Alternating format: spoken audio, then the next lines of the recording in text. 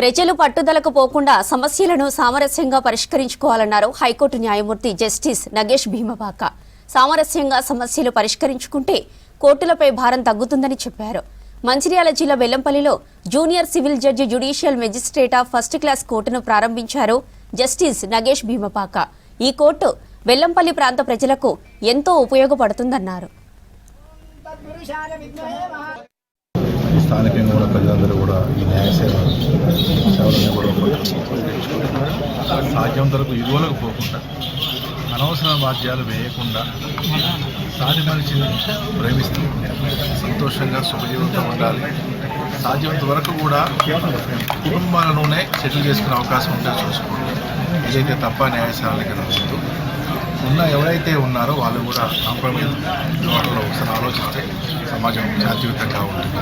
చిన్న చిన్న యువలతో విభేదాలు చేసుకోకూడదని మనసావచని కోరుకుంటున్నాం. ఈ న్యాయస్థానాల సేవలు సత్వరం ఎంచుకుని సత్వరంగా ప్రజలందరూ కూడా న్యాయం దక్కాలని మనస్ఫూర్తిగా కోరుకుంటాను.